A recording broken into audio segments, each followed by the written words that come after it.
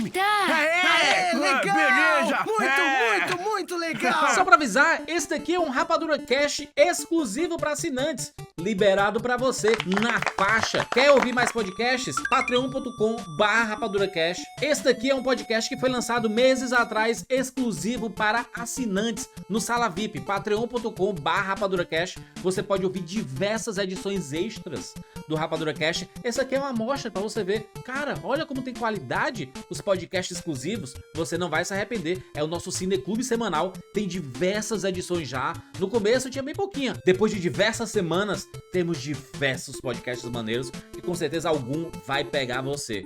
Aproveita, esse aqui é um aperitivo do Sala VIP, é isso. Se você gostar, assina aí, porque além de ajudar o Rapadura Cast, você vai receber toda semana um podcast exclusivo pra você, tá? Vamos nessa. Rapadura Cast. Aqui a gente respira cinema. Eu morava numa cidadezinha do Oregon chamada Castle Rock. A população era de apenas 1.281 pessoas, mas pra mim era o mundo inteiro.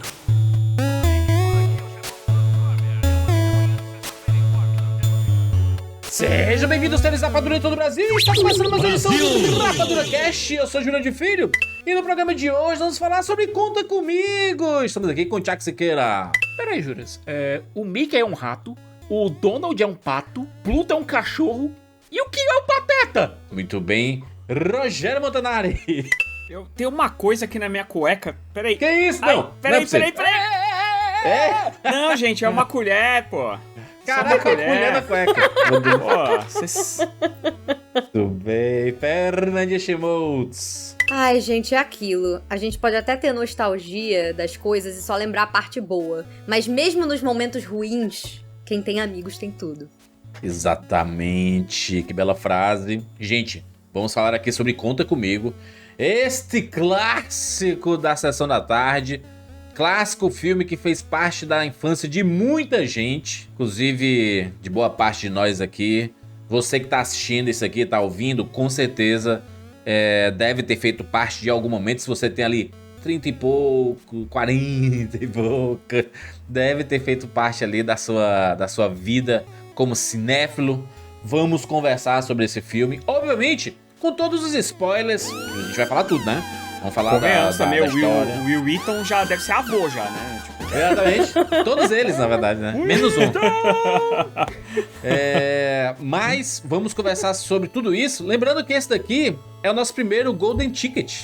Qual é a nossa brincadeira aqui? Cada participante desse podcast vai ter um Golden Ticket anual, em que ele vai poder puxar esse ticketzinho. Sabe aquele ticket da Fantástica Fábrica de Chocolate? Aquele ticket dourado, que dá acesso a tudo, não sei o quê. Pra gente aqui, no caso, você pode escolher um filme que seja muito importante pra você, do coração, que você tenha história, que seja emocionante, que seja legal, e que você tenha boas lembranças. Então, essa é a minha carta. Puxei a minha carta do Golden Ticket. E vamos falar sobre Conta Comigo, esse filme muito especial pra mim, e com certeza pra muita gente. É isso, vamos falar sobre Conta Comigo agora aqui no Rapadura Cast. Oi, eu sou o Luiz, do Rio de Janeiro, e bem-vindos ao mundo espetacular do cinema.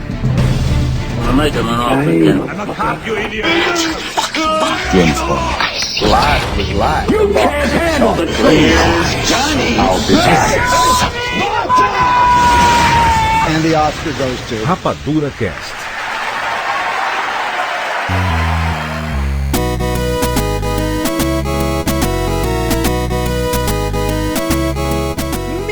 ...1986, o ano de lançamento de Conta Comigo. E o meu também. O ano do teu lançamento?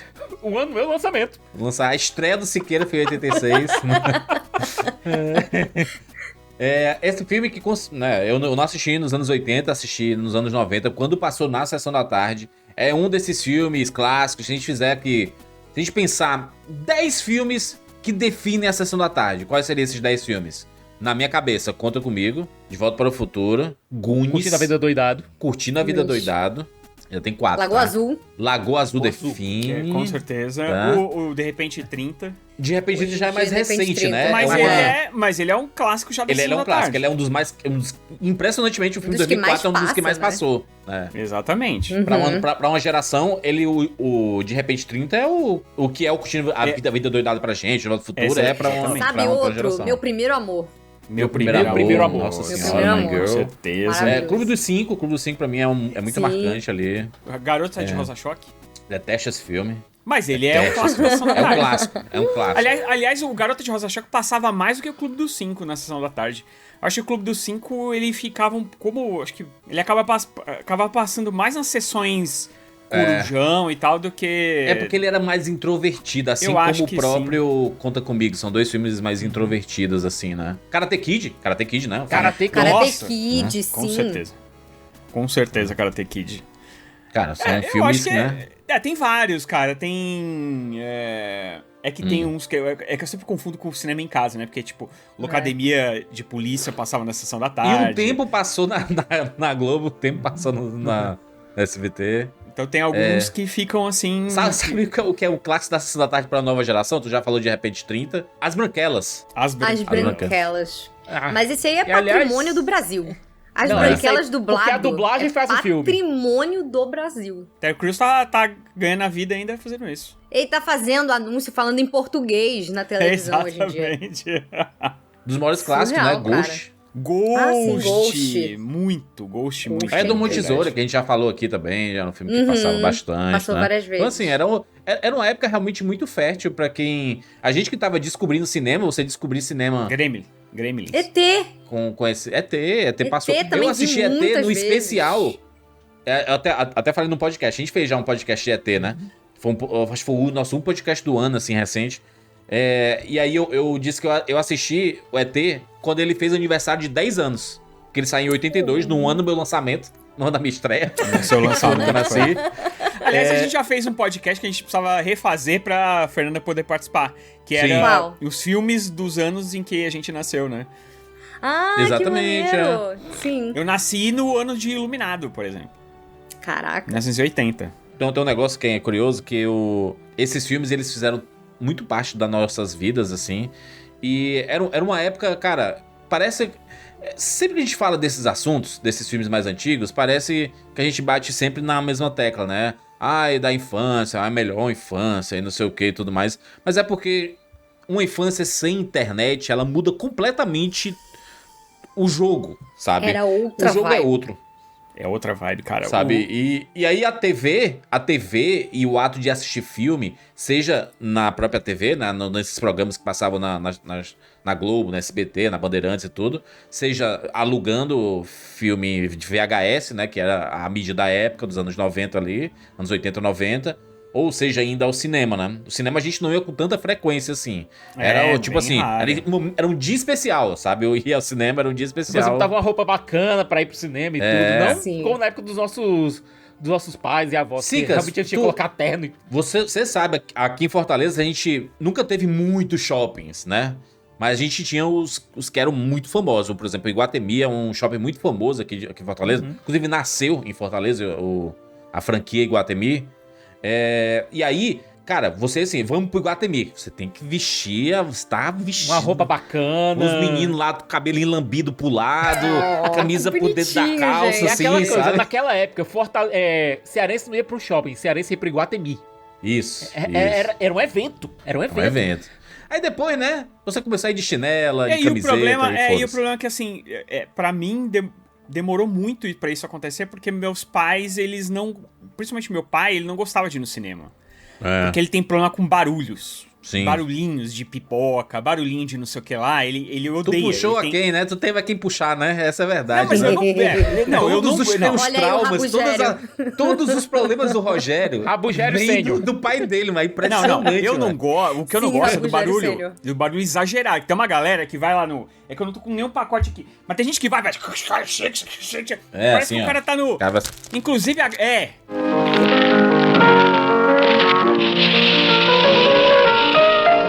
mano, toda e aí hora. fica o filme todo assim, cara. Tem gente agora, a nova moda é levar o lanche do McDonald's. Cara, leva o saco do McDonald's Ah, não é agora isso daí, né? Não, isso aí sempre aconteceu.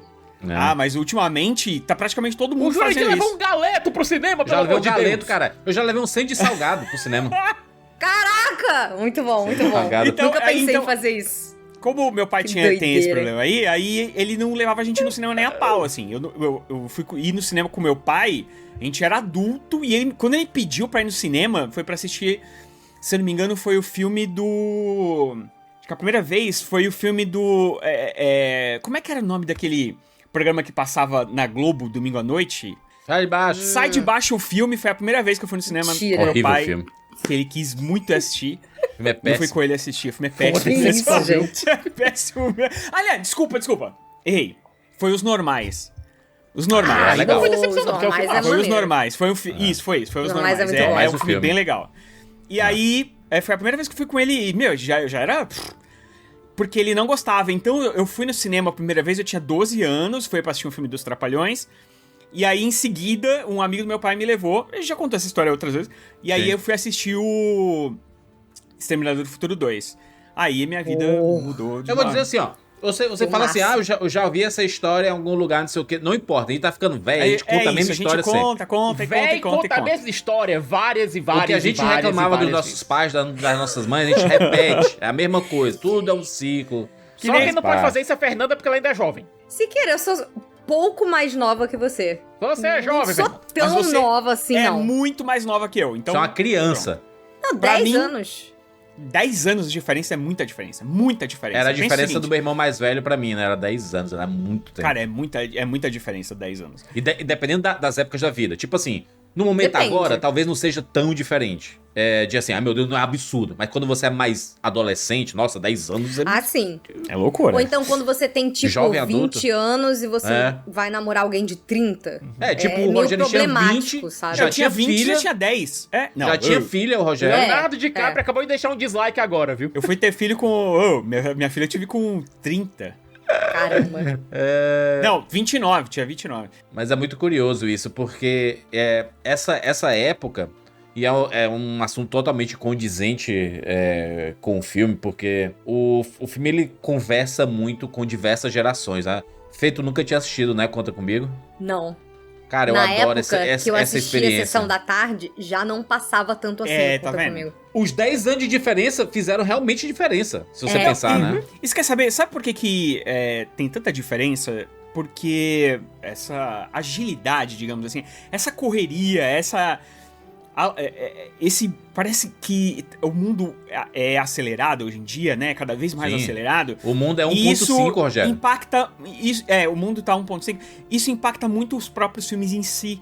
Então, a própria Globo, por exemplo, ela tem dificuldade de colocar esses filmes pra passar na sessão da tarde. Porque não vai pegar a molecada ali que. Esses Sim. filmes migraram pro Corujão. Então, exatamente. É. E aí eles colocam nas sessões Que aí noturnas é o quê? ou então. Nostalgia pra galera mais velha. Público mais Tá velho, né? trabalhando. Público mais velho, Ou tá então, certo. o que eles têm feito agora, que é muito bacana, que quando o Marcos Mion foi pra Globo, eu não sei se foi ideia dele ou coisa do gênero, sempre passa um filme desses que foram muito impactantes pra gente quando a gente era criança, adolescente e tal, passa antes do programa dele. Até porque tem essa vibe do Mion trazer muito Sim. A dessa nostalgia. coisa E nostálgica essa pro galera, programa dele, que né? assistia MTV ali no início dos É. anos 2000 e tudo Então, mais, é esse e mesmo aí- público. Então tem passado, cara, passa ET, o Indiana Jones, sabe? Tem passado uns filmes assim, sábado à tarde, que Sim. você fala, Passou o caramba, Karate Kid uma vez. Karate Kid, É. tem passado vários filmes legais ali. E no domingo eles passam coisas mais recentes. No É. domingo, geralmente, No domingo outro é dia eu tava Mais pop. Exato. vendo que eles estavam passando o Rei Leão de 2019. Extremamente picotado, É, tudo picotado, mas ainda assim. tesourado pra ser Isso aí acelerado. é- Essa semana, esse domingo agora, estavam passando Aquaman. Vocês lembram daquele fatídico dia do jogo Brasil e Argentina que foi cancelado? Com 10 Lembro, minutos de sim. jogo? Eles Lembro, botaram e o eles- filme lá, né? Eles botaram Eles botaram- o Vingadores. Círculo de Fogo. Ah, Eles botaram Círculo de Círculo Fogo, de Conseguiram transformar Círculo de Fogo num filme de 1 hora. De 1 hora, foi mesmo. Foi mágico. Cara, os aquilo aí. editores da Globo, um dia eu O queria conversar com pobre eles. Do Guillermo Del Toro. Os Como é que editores deve dos ser um filmes. trabalho muito, muito ingrato, assim. Como você Meu. decide o que é importante no filme e o que corta? Porque você não vai cortar 2 Cara, minutos. isso é um E, ó, absurdo. Você vai cortar, tipo, Absurdo meia isso. hora do filme. filme, Não, é assim, né? é absurdo por um lado, mas pensa no lado artístico da coisa, que é o cara ter que cortar o filme e fazer ele ainda fazer sentido, porque o filme, Tem que ser um Círculo de cinéfilo. Fogo, em 1 hora, ele fez sentido, cara. Entendeu? Caraca, Ele fez muito sentido. bom. Mas tem Isso um é muito negócio, doido. Rogério. Tinha um negócio que era clássico dos cortes da Globo, que era assim, ó. Às vezes ele não cortava muito na cara, assim, senão ficava até estranho de assistir. Mas quando uma imagem entrava na outra e a música se misturava, você sabia que tinha tido Que um corte tinha um ali corte. grande. Tinha. Tinha uma transição absurda. Agora é bizarro o caso do Conta Comigo, porque ele é um filme curto.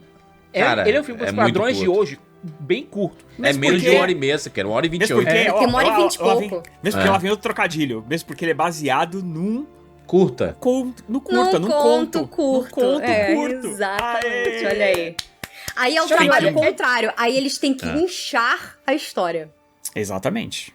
Ele tem Porque... que colocar Aí dá propaganda. É, e porque assim, é um conto daquele livro As Quatro Estações. A gente já falou quando a gente fez o podcast do Um Sonho de Liberdade. Que Ah, é Ele é um dos verdade. contos.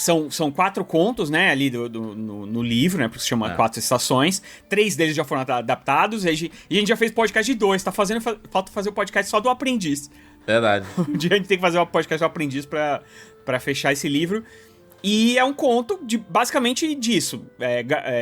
5 garotos, né? 4 garotos que estão 4 indo... garotos. Que estão indo ver um corpo ali, que pra eles é uma grande novidade, uma cidade pequena. E ao mesmo tempo tem ali a gangue... Essa é uma parada que o Stephen King ele curte muito, tá? Nos Sim. livros dele. Botar essa gangue. Sempre tem a turma que faz bullying, Ele é que é... viciado bullies. nisso, Não, né? é e muito, essa, cara. essa galera do bullying é sempre muito extrema. É uma galera Essa galera- muito...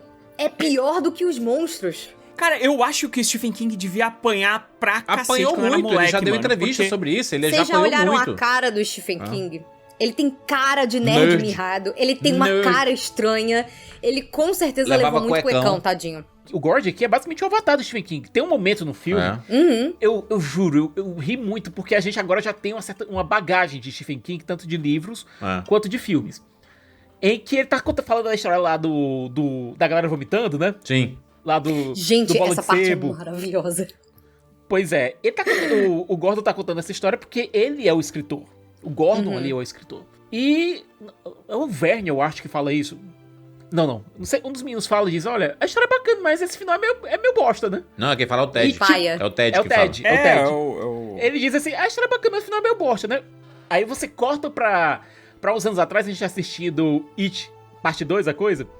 Quando o McAvoy tá lá, que é outro avatar do Stephen King, né? Sim. O personagem do James McAvoy ali, no It Parte 2. Ele chega lá e pra comprar a bicicleta dele de volta, e o cara do penhor é o Stephen King. Ele diz, rapaz, eu gosto dos teus livros, mas os finais são uma merda. Quer que eu autografe o livro? Não, eu não gostei do final.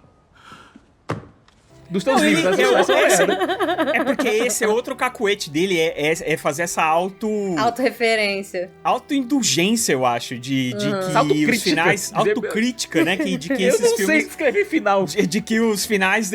E pior que é uma característica mesmo, assim, eu não concordo em 100% Mas o final em do tudo, It porque é complexo, assim. É complexo não, é eu acho inadaptável. eu acho infilmável. Exatamente, É infilmável. infilmável. Quem leu o livro do It sabe. Mas os contos em si, os 4 contos, são muito interessantes, são realmente...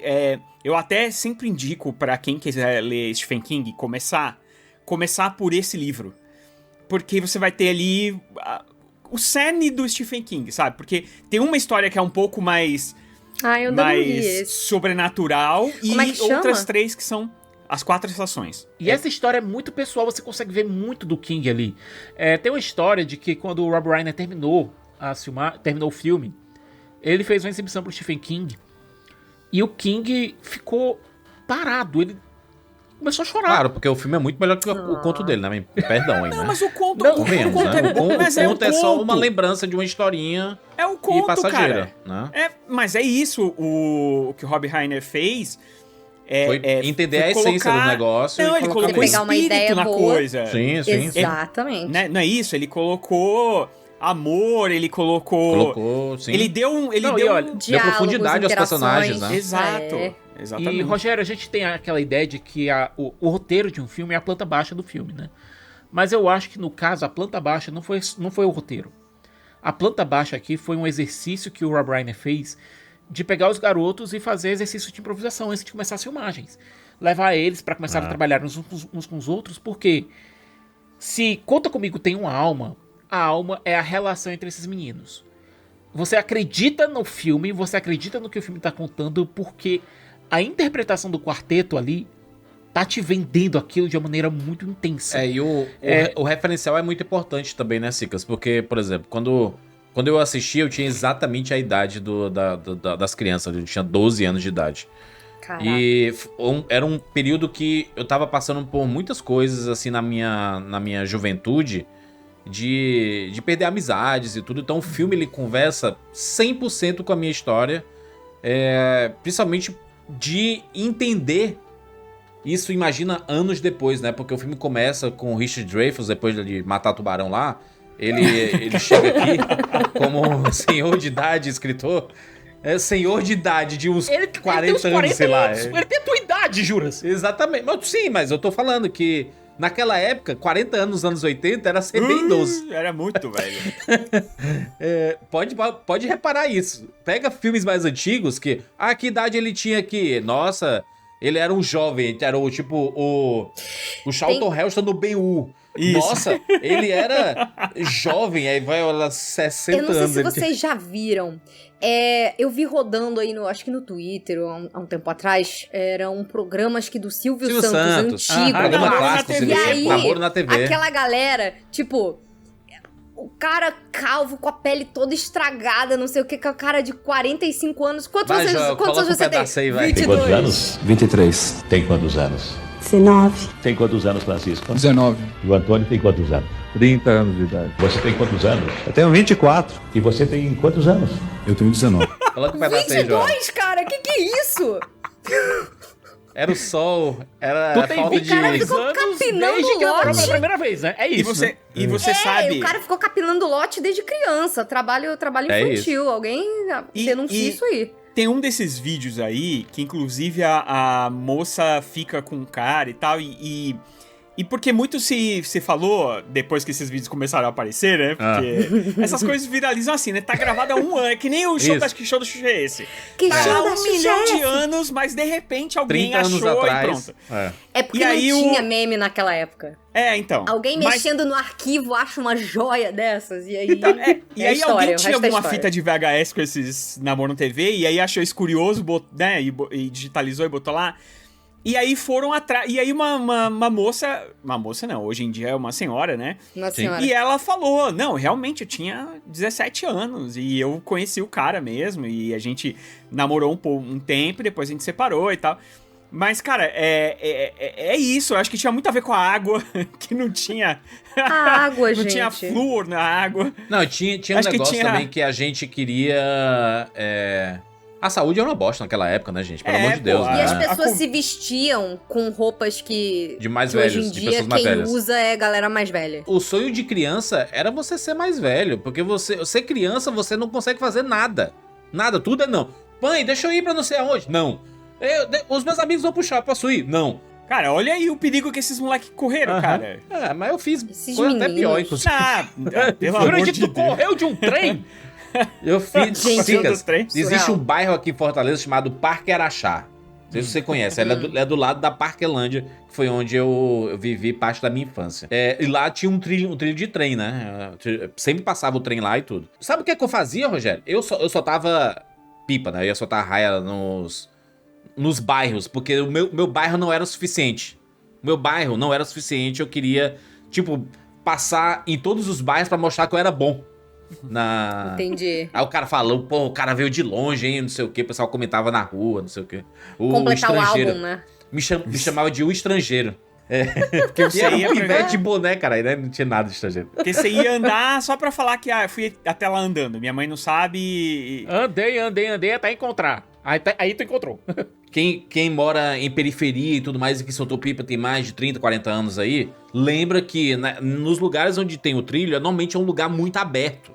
lugar propício para as pessoas soltarem pipa e ficarem lá muito tempo, né? Não se passava o trem com muita frequência, assim, não era metrô, cada 5 minutos passa um, né? Na verdade, era de cada 3 horas passava um, cada 6 horas passava um, sabe? Não era muito diferente. Mesmo assim, sabe? Você nunca sabia a hora que ia passar, mas aí ficava lá enchendo o saco, aí o cara lá, pim, pim, pim, e você lá. Mas eu tô dizendo que esse tipo de história com trem e tudo mais fez parte da minha infância. Meu pai trabalhava na empresa ferroviária, na Refé. Então, essa parte de trem e tudo mais sempre fez parte da minha infância. A gente já viajou muito de trem pelo interior do Ceará, lá em Quixadá, Cicas. A gente andava de trem pela a linha férrea e tudo, já conheci muitas dessas coisas. Então, esse filme, ele acaba sendo muito marcante pra mim, porque ele abre de um jeito muito tocante.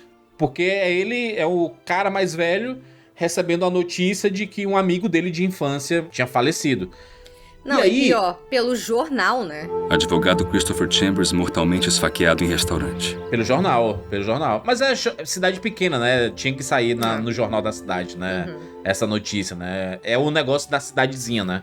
A cidadezinha, todo mundo se conhece e tudo, então quando alguém de certa relevância ou que mora naquela cidade há muito tempo morre, você ia ficar sabendo. Hoje em dia não, né?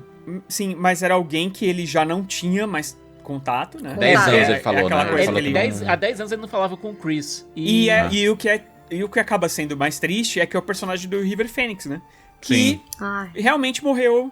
Faleceu, super jovem, né? Teve a morte do River Phoenix é muito talentoso. triste. River Phoenix, irmão do Joaquim Phoenix, né? Ele acabou morrendo. Ele fez vários filmes depois do Conta Comigo. Na verdade, ele estourou com Conta Comigo, né? Lembro muito dele do jovem Indiana Jones ali, cabelinho lourinho e tudo mais. E era um menino que a gente sabia assim, cara, o futuro dele ia ser fantástico. Ele ia ser um dos grandes astros mesmo. Acabou morrendo de overdose, né? Ali na Viper Room, né? A boate do Johnny Depp, né? O Johnny Depp é dono daquela... Era um dos sócios da boate. E nesse lugar tava o Keanu Reeves. Eram eles dois e o Keanu Reeves, não era? O Keanu Reeves era muito amigo do River Phoenix também. E aí ele acabou falecendo ali, né? Nessa boate, impactou a vida de todo mundo ali. Mas, voltando aqui pro filme, ele quando recebe essa notícia na minha cabeça, eu não via Conta Comigo há muito tempo, um dos filmes mais queridos da minha vida, mas não via há muito tempo. Mas, de alguma forma, eu internalizei que os 3 amigos se encontravam pra falar sobre isso assim, poxa, o Chris morreu. Se confundiu com o It. Eu não sei. É que você misturou com o It, que pode também ter sido. Verdade. Pode ter tem sido. essa ideia das crianças que se reencontram em um momento pode ter pra sido, conversar, pode ter sido. por conta da Quando perda um de um deles dos morre, amigos. E no caso do Conta Comigo, o que mata é essa distância, porque como a gente começa o filme com a versão mais velha do Gordon, a gente já sabe que em algum momento aquele grupo vai se separar. E quando a gente vê eles ficando cada vez mais íntimos, especialmente o Chris e o Gordon, que tem alguns momentos muito, muito fortes no filme, essa separação começa a ficar... Parece que você sabe que isso vai vir, você reconhece isso na sua própria vida, porque isso acontece com a gente. O distanciamento, né, Cicas? Quando você tem muitos amigos, principalmente na sua infância, e olha que é difícil não fazer esse recorte. Existe uma infância antes da internet e depois da internet. A internet facilitou muito a comunicação, inclusive quando você se distancia da pessoa, vai pra uma outra escola, ou se muda, vai pra outra cidade, você continua tendo contato, sabe? Eu diria, inclusive, que você só se distancia das pessoas hoje em dia se você quiser. Se você quiser, exatamente. Porque você ignora lá as mensagens, não manda um oi, coisa assim. Se você quiser. Rogério, imagina, eu moro na mesma cidade que tu. Aí tu fala assim, Giz, a minha família vai se mudar pra São Paulo, não sei o que e tudo mais. E aí tu vai-se embora. E eu não tinha... Acabou, já era. Telefone era um negócio que era só adulto que usava, gente. É criança. Quando pegava no telefone... E eu não tinha até. Eu levei muitos cagaços da minha mãe por estar querendo pegar o telefone pra ligar pra números da lista telefônica. Que tinha lá, que é tipo...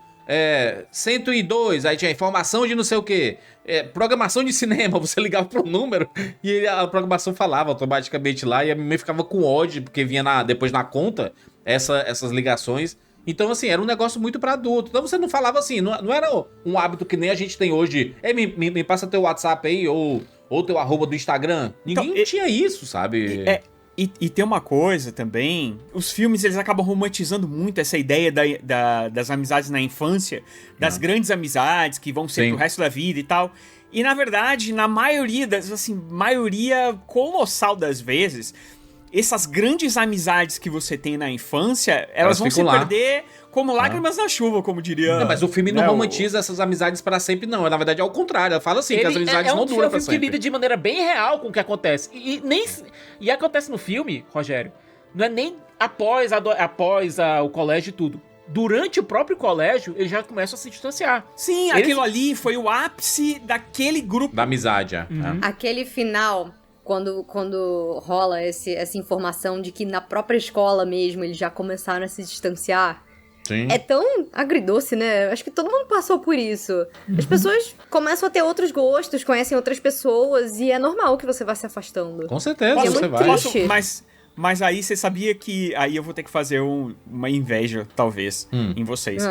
Eu tenho os meus amigos de infância até hoje. Tenho muita inveja. Os mesmos, somos 5. Não sei se tem foto da gente criança, mas a gente se conheceu, sei lá, 4ª série. E a gente se fala até hoje. Cara, inacreditável. A gente se encontra pelo menos uma vez por mês. A gente chama de PGN, Perdidos. Porque teve uma vez, quando a gente já era jovens. Quando nós éramos jovens, a gente foi fazer uma viagem pra São Sebastião aqui no litoral norte de São Paulo. E a gente foi, os 4, tava faltando um não pôde ir, porque namorava com a minha irmã, inclusive. E esse que não foi. Mas os outros estavam lá, a gente tava lá, e a gente foi procurar uma cachoeira. E a gente não achava a cachoeira de jeito nenhum, a gente se perdeu no meio do mato. A gente se perdeu no meio do mato. E aí a gente encontrou um cara, um cidadão perdido também, que tava lá no meio, só que ele tava lá pra fazer umas coisas 4h20, lá no meio do mato. Sabe como é, né? E aí, ele falou, vocês estão perdidos e tal. E aí a gente começou a meio que se chamar de Perdidos. Então a gente virou um grupo Perdidos. Então, esse encontro que a gente faz... O Salsicha lá batizou o grupo de vocês, foi? Exato. E aí, aliás, é muito engraçado porque tem um amigo meu, que ele tem um cabelão... Vai estar as fotos aí. Ele tinha um cabelão e ele usava óculos. E aí o cara virou... Esse carinha que tava bem louco virou pra ele e falou assim, ei, você parece aquele cara da banda John e Lennon.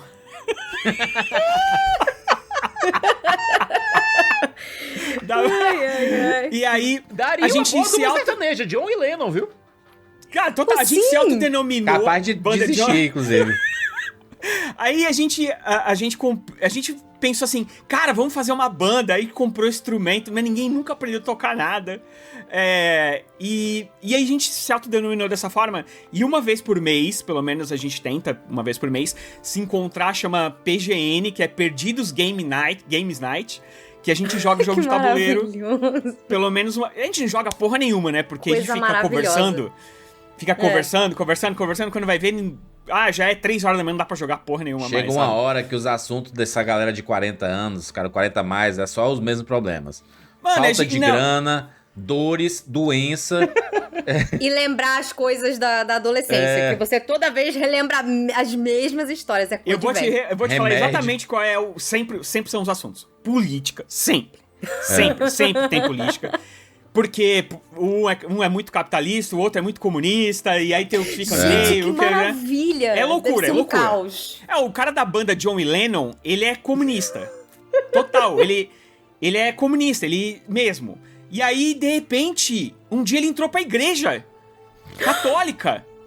E ele começou a usar aquele texto da igreja católica, sabe? Dos franciscanos. Sei. E eu falei, cara, como? Você era ateu, e como que você entrou pra igreja? Assim... As pessoas o mundo é muito louco, rapaz. O mundo é muito louco. Mas é isso. Então a gente ainda se encontra. O Joel colocou as fotos aí, espero que eu tenha encontrado. Cara, mas eu amo pra mim, a humanidade. A condição humana é isso. Um dia você é ateu comunista, no outro você é católico fervoroso. E católico conservador. E o outro que eu já briguei com ele na época lá do impeachment, não sei o que, lá. E ele era lavajatista, e você é maluco, não sei o que, e daqui a pouco ele tá votando no Lula. Aí, o mundo é uma loucura. O mundo é uma loucura. A terra plana, ela não gira, ela capota. Assim, mas eu tenho que dizer o seguinte, eu tenho muito orgulho de todos eles, sabe? São pessoas que realmente eu posso chamar de irmãos. E que toda vez que a gente se reencontra, a bateria recarrega. Sim. Real, assim. Eu toda vez que eu saio de lá com a bateria recarregada. Mesmo. Sinto mais feliz, me sinto mais, sabe? Porque, cara, mesmo que a gente repita a mesma história 50 vezes... É como você assistir o mesmo episódio daquela sua série favorita, sabe? Exato. É um encontro conforto. Eu tenho uma certa inveja porque eu tive várias fases na minha vida e eu pouco consigo carregar as pessoas, assim, por causa da vida mesmo, assim, sabe?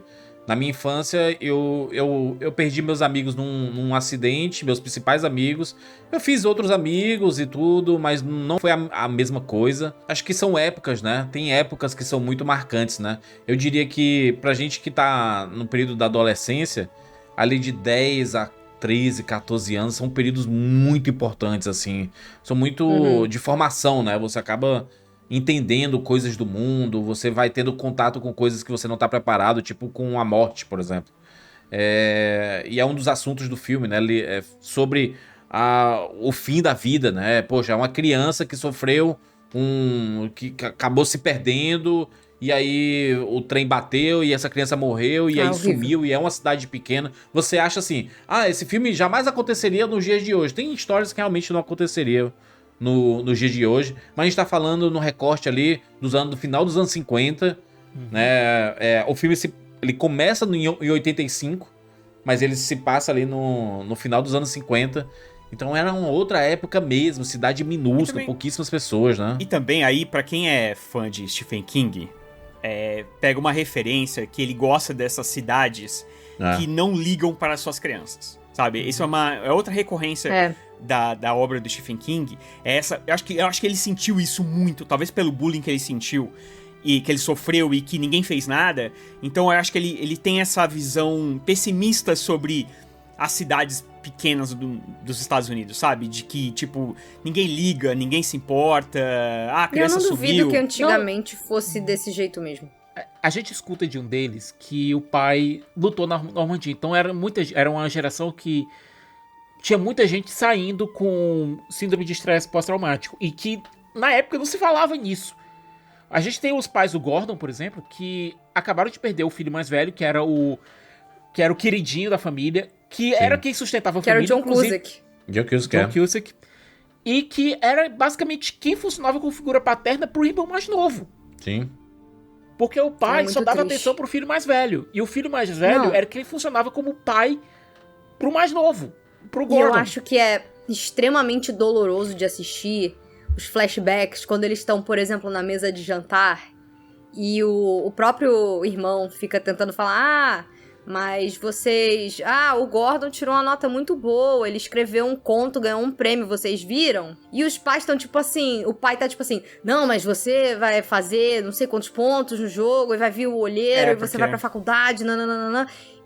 E aí, o pior de tudo é que ele não consegue chorar, ele não consegue pôr pra fora esse luto, então parte do motivo pelo qual ele quer ir ver o corpo, ele sabe que é por causa disso. E porque ele tem uma culpa de sobrevivente de um negócio que ele não tava nem lá. Ele fica pensando assim, ele começa falando, eu sou invisível na minha casa. Eu me identifiquei demais com ele. Eu me sentia 100% assim. Essa coisa de, eu que devia ter morrido porque eu não tenho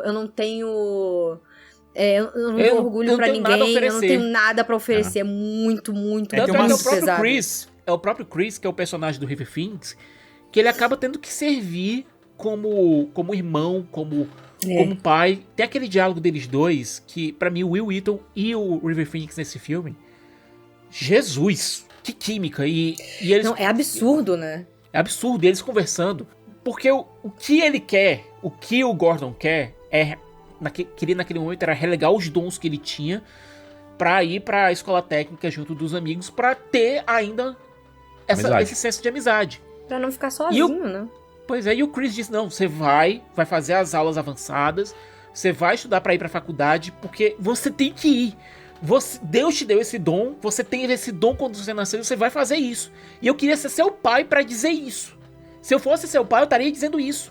Mas ele fala Gente, isso, Sikas, também como uma certa frustração, porque ele sabe que ele dificilmente chegaria nesse ponto, né? De ter um dom, porque ele não tinha, ele não acha que tinha o dom, né? Ele tem um trauma horroroso, ele tem o estigma de ser de uma família de pessoas que não são vistas com bons olhos, aqueles caras que meio que não prestam. Então ele simplesmente já tem aquele preconceito em cima dele, não importa o que ele tente fazer. E ele já assume essa carapaça mesmo ir. não sendo essa pessoa. Mesmo porque ele morre tentando. Ele morre atrapalhando uma briga e ele tava fazendo direito, né? Não, ele era advogado. Era um advogado, né? Ele conseguiu, na verdade, né? Ele conseguiu sair daquela situação, mas infelizmente, como ele era uma pessoa pacificadora, e ele é o pacificador do grupo ali, apesar de ser dessa família realmente violenta, que é mal vista, né? Que é violenta, mas isso tem muito, né? Esse preconceito. Que bate nos filhos e o irmão mais velho era um da gangue lá, gangue, né? Então, ele é da gangue também porque é o cara que não tem saída, sabe? É o tipo de coisa que o cara fica meio sem saída, ele acaba andando com as pessoas erradas, e aí acaba caindo nesse tipo de coisa, e vira Maria vai com as outras. E ele consegue sair dessa... Não, tanto é desse que o Ted, redemoinho, né? O Ted, ele tá na mesma situação. Ele tem também um irmão que faz parte do grupo, da gangue lá dos bullies. E mas a questão dele é que ele tem um pai que teve síndrome de estresse pós-traumático. Um pai que lutou na guerra, que nunca conseguiu superar isso. Ele foi vítima de violência, mas mesmo sendo vítima de violência, ele consegue reconhecer que o pai, ele era uma pessoa boa lá dentro. Tanto é que ele surta quando o cara lá do Ferro Velho começa a dizer que o pai dele era maluco. Porque esse era o estigma na época. Não se tinha aquela coisa de você tratar a questão de saúde mental. Não existia isso. Tipo, se você precisa de psiquiatra, de psicólogo, você é maluco. E, cara, o Ted, ele teve uma das histórias mais tristes ali, porque a gente sabe como é. O Gordon conta pra gente como ele acabou. Ele tentou entrar no exército várias vezes pra seguir carreira, pra seguir aquele orgulho que ele tem do pai. Ele levava a dog tag do pai pra tudo quanto era canto. Ele tinha muito orgulho do pai dele ter sido um dos caras que foram lutar na Normandia, sabe? Lá no dia D. Ele falava isso com muito orgulho. Meu pai foi lá invadir a Normandia, sabe? Ele falava isso com muito orgulho. Cara, ele tentou ser militar, tentou seguir carreira militar. O exército não aceitou ele por conta da orelha queimada. E por causa dos olhos também, problema de visão dele. Do problema de visão. E ele acabou se voltando pra vida de crime, foi preso e ele tentou seguir a carreira do pai, tentou seguir essa coisa de orgulho que ele tinha, foi renegado, acabou sendo preso e tava fazendo aqueles serviços de pau pra toda obra da cidade, sabe?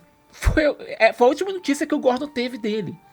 Eu acho que o Ted, ele teve o destino mais triste dos quatro. E o Corey Feldman entrega tanto nesse papel, sabe? Não, o destino mais triste é o do Chris que morreu, né, cara? Eu não considero o destino do Chris o mais triste, porque ele conseguiu. Ele conseguiu o objetivo dele de superar toda aquela coisa da criação, sabe, Júlio? Mesmo que ele tenha tido uma vida encurtada por uma tragédia. Tragédia não, né? Por um crime. Ele conseguiu, sabe, o que ele queria da vida. Ele conseguiu superar aquela coisa, aquela pecha que ele tinha de baderneiro e criou uma vida pra ele. Assistir esse filme depois de tantos anos assim, ele me trouxe alguns pensamentos.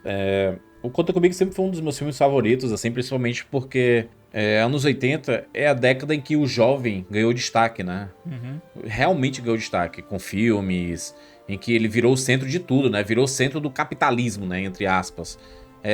Que as músicas eram feitas para os jovens e tinha videogames pensados nos jovens, a moda era pensada no jovem, tudo era para o jovem, né? Os filmes sofreram muito esse impacto, né? A gente lembra de muitos filmes em que os jovens eram os protagonistas, enquanto os anos 70 eram os adultos... Anos 60 e 70, quase...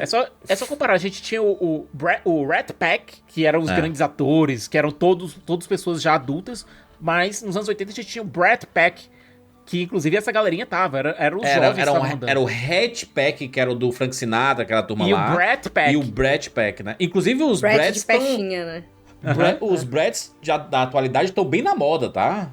É um jargão que tá sendo muito utilizado agora, né? Da Charlie XXX. Da Charlie XX, isso. Exatamente. E aí, esse Brat Pack era a turma que eram os delinquentes, os Johnny Depps da vida, assim, a galera... que era o jovem, Johnny descolado. Depp, o Downey Jr., Winona Ryder. Exato, essa galera toda eram os descolados da época Molly que ditavam. Molly Ringwald, Eles o ditavam próprio Corey Feldman. Uma certa moda. Aliás, Corey Feldman, e também é triste constatar quando você assiste o filme que o Corey Feldman passou por muita coisa, né? Ele foi uma criança que... eu não consigo mais ver os filmes dele com tanta pureza mais, sabe? Porque eu sei que por trás daquele trabalho teve muito sofrimento, cara. Não, pensa sabe? aí os anos dele aí, cara. Ele fez Gremlins em 84, fez Goonies em 85... Fez Conta Comigo em 86, fez Garotos Perdidos em 87, né? Filmes clássicos, né? Da vida de muita gente todos, aí. né? O Corey Feldman era realmente... E ele sofria abusos dentro do estúdio e tudo mais, né? Um negócio assim... Caraca. É difícil você conseguir... o Corey Haim, que é o... Corey Haim é aquele Sem Licença pra Dirigir, que era outro filme dessa sessão da tarde que passava loucamente. O Corey porque eles Haim... fizeram junto, né? O Corey Feldman, o Corey Haim, o Garotos Perdidos e o Sem Licença pra Dirigir, né? O Corey Haim não aguentou viver. Faleceu em 2010, né? O próprio Will Wheaton, que parecia ter a vida mais organizada deles, ele veio a público, disse que estava sofrendo de uma série de problemas emocionais na época também, uma série de pressões, e ele conseguiu esconder isso até da própria família de trabalho, que era o elenco de Jornada nas Estrelas da Nova Geração, que não percebia. Que só viram o que ele estava passando, o que ele estava sofrendo, quando ele veio a público e falou que aconteceu com ele. O que acabou trazendo ele de volta, inclusive, pra dar essas entrevistas. Inclusive, ele escreveu livros, né? Curiosamente, o personagem dele é escritor, é um jovem escritor. E aí o ator, ele acaba se tornando escritor anos depois. Foi quando ele participou do Big Bang, né? O Big Bang Theory, ele é o melhor amigo do Sheldon, é um dos melhores amigos do Sheldon, assim, sabe? Não, amigo não. Ele ele começa como rival, depois ele é o grande rival do Sheldon. Depois ele vira amigo. Tanto é que o Will ia oficiar o casamento do Sheldon, mas na última hora entrou o Mark Hamill. Curiosamente que o Fernie, né, o Jerry O'Connell, ele era um meninozinho, baixinho e tudo mais, aí ele se torna o adulto bonitão, né? Todos eram... bonitinhos ali quando eram jovens, e ele era o estranhinho, não sei o que e tudo, e aí ele fica velho e fica o bonitão, vira o galãozão, né? Sabe por que ele é casado hoje, o Jerry Connell? Não. Com a Rebecca Romaine. Olha, a mística. A mística. Olha aí. Acho que de todos ele... Claro, tirando o Kiefer Sutherland, né? Que obviamente que foi o mais famoso. Mas acho que é o que se deu melhor, assim, de carreira, né? O Jerry O'Connell. Não tanto assim, que fez mais coisas e tal, e que tem um rosto mais... Mas é um rosto mais familiar, do elenco. Porque um rosto mais o Feldman, ele, obviamente, como todas essas ficou crianças, nos anos 80 e 90 ali. Eles, né, esses que apareciam muito, eles limaram, e aí depois então que ele fez denúncias contra Hollywood, aí que eles somem mesmo com o cara, né? O Will Wheaton mesmo, ele foi... Basicamente, ele fez o Star Trek só. Assim, de papel... Sim, relevante. Grande. E depois, obviamente, no Big Bang Theory ele ficou mais famoso do que... Acho que ele ficou mais famoso no Big Bang Theory do que no Conta Comigo, pra falar a verdade. Pra essa geração atual, com certeza. E o River Phoenix, infelizmente, faleceu, né? O River Phoenix ia ser o maior deles, cara. O River Phoenix ia ser o maior deles. Ele ia ser, com certeza. Do elenco inteiro, se você pensar, o Kiefer Sutherland ele acaba tendo muito destaque posteriormente. O John Cusack. O John Cusack, né, que faz uma pontinha, mas é o que hoje talvez seja o que tenha mais feito filme entre hoje em eles. dia deu uma sumida, né? Ele tem feito alguma coisa, eu só vejo a Joan Cusack fazendo coisas. Fê, não é que ele sumiu. É que você parou de ver filme ruim, pô. Não, se você pegar, não. Ruim, cara. Pega, não. Você tá vendo filme ruim, assim, não. Pega... Blockbuster. Você tem que pegar filme indie ruim. Você tem que ver filme de gente que tá fazendo filme pra pagar conta. Eu vou fazer o seguinte... Eu vou abrir o MDB, vou botar o nome dele. Vou ver as porcarias que ele tem feito. Vou assistir. Tem uns 3 filmes por ano, um pior que o outro. Sério? É assim, ele, cara, ele desandou... Eu só vejo a Joan Cusack nas coisas. Ele entrou numa draga de filme ruim que é inacreditável, Coitado, né? gente. O agente dele acabou com a carreira dele, ou então ele fez muita dívida de jogo, não sei. Porque, cara, alguma coisa aconteceu que ele desabou de um jeito, assim. Eu acho que o último filme... bom, e olha, eu vou botar bom aqui, assim, com umas aspas gigantescas. É aquele 2012 lá, que explode o mundo. Meu Deus, mas é divertido, Nossa, é um ruim tem divertido. tempo. É um ruim, esse. mas é isso que eu tô falando. É um ruim, por exemplo, é um filme que é ruim, mas eu gosto. É, eu ruim, gosto é um dele. ruim grande, é um ruim grande. É um O ruim último filme blockbuster. que eu lembro dele é aquele Ensinando a Viver, que é de 2007. Muito bonitinho. Mas, cara, você vê um cara que fez Quero Ser John Malkovich, que tá... Puta que pariu, Um né? cara cara que dele fez é- alta fidelidade, Autocontrole. Ele fez o Diga o Que Quiserem, que é o primeiro filme do Cameron Crowe, que cara, fez eu- Con Air, cara, que foi inclusive Que faz a o- ação em Con Air. Ele fez das cenas mais clássicas do final dos anos 80, começo dos anos 90, que é ele levantando o microsystem, assim, cantando. Sim, é um clássico Olha, até não, hoje. peraí, Tocando a olha, música do o Peter último filme Gabriel. do John Cusack aparece aqui é o Jamie, que é aparece aparentemente um filme chinês. 2 anos, o crédito anterior dele é de 2 anos antes, 2022, Perseguição. O filme tem Não, uma e a nota no MDB? 2,8. Esse tá pagando aluguel para O sempre. pobre John Cusack, caralho. Ele fez gente, baseado num livro, talvez um dos piores livros que o Stephen King já escreveu na vida, que se chama Celular. Que assim, Aquele do grito de socorro Não, da não, mulher esse que aí tá é com- sequestrada. Não, é um que assim, é o Stephen King descobrindo a tecnologia. E aí ele tem um negócio de um meme, não sei o quê. E aí, alguém decidiu filmar esse filme daquele jeito, pagando $1 pro Stephen King. E chamou o John Cusack e chamou o Samuel L. Jackson. E os dois toparam. E é um filme que, tipo assim, todo mundo que pega o celular vira como se fosse um corpo só, aquela coisa de tipo, uma grande... Conectado. Sabe o que é o meme que faz eles todos se juntarem? Trololó. Vocês já assistiram Trololó? Trololó, Joel, põe Trololó aí.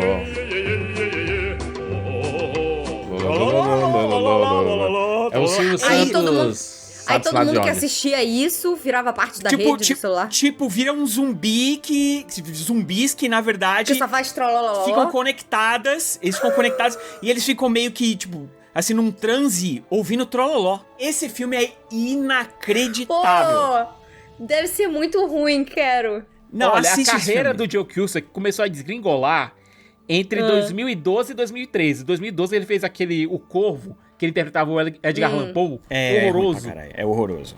E fez aquele Obsessão com o Zac Efron. E a partir daí, só foi... Só ladeira abaixo, né? Ele fez um com o Nicolas Cage, que é aquele É, Sangue o- no Gelo. Meu Ele Deus do céu. ele participou daquele Mordomo da Casa Branca que todo mundo achava que ia pro Oscar e não foi. Ele inclusive, hoje tá igual o Nicolas Cage. Visualmente sim, mas o Nicolas Cage hoje em dia, ele conseguiu reverter isso, né? Conseguiu. Hoje em dia ele conseguiu... Não, e o Nicolas Cage, eu inclusive adoraria se a gente um dia fizesse um podcast sobre a carreira Já dele. tem Ele é um podcast. fantástico. Você Já perdeu. tem?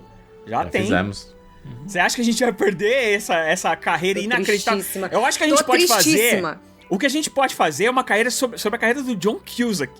Porque... Rogério, de 2012 pra cá, Cê 90% paga pra ver é tudo filme ruim? É tudo filme direto pra Passa DVD. pra cá. Mas Passa pra cá. Mas do Nicolas Cage também era, e a gente, Mas Nicolas a gente Cage, fez. a cada 5 filmes, ele faz um que você fica... Caramba, esse é o Nicolas Cage. O John Cusack nem isso. Rapadura Cash 646, hein? 646 sobre Nicolas Cage. Ele tá precisando que o Tarantino chame pra alguma coisa. Gente, Ou então, olha, por exemplo, ele tá precisando de um projeto muito louco, tipo o que a Substância fez pela Demi Moore. Ele tá precisando de uma coisa indie, eu com acho- pouco orçamento e que ele fique loucaço. E aí O o, rosto negócio já vai não é no boca a mais- boca.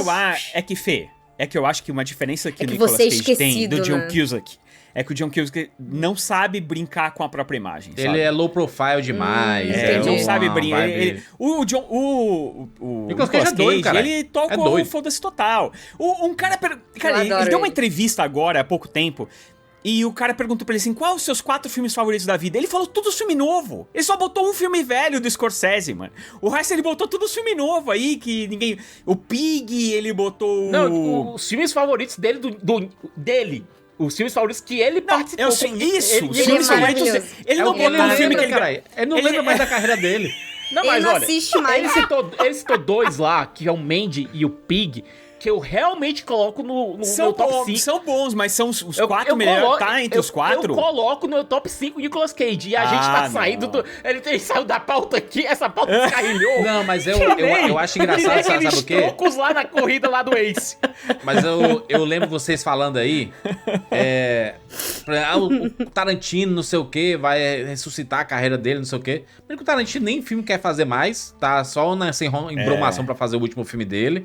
Falou recentemente que achou muito bom o Coringa 2. Disse aí que, não, eu entendi. Eu ainda preciso de verificação dessa quote. Eu preciso de verificação dessa quote. As pessoas só pegaram a quote da conveniência. Porque ele falou em tom jocoso. Eu adorei o Joker 2, o que o Todd Phillips fez. Ele ligou o foda-se pro público, ligou o foda-se pra história, ligou o foda-se pro não sei o quê, deu o dedo do meio pra galera. Ele fez o que ele queria, ligou o foda-se pra DC e tudo mais, ele fez do jeito que ele queria. Ele curtiu a liberdade do Todd Phillips de fazer isso numa indústria que não permite fazer isso. Eu ainda preciso de verificação dessa coisa.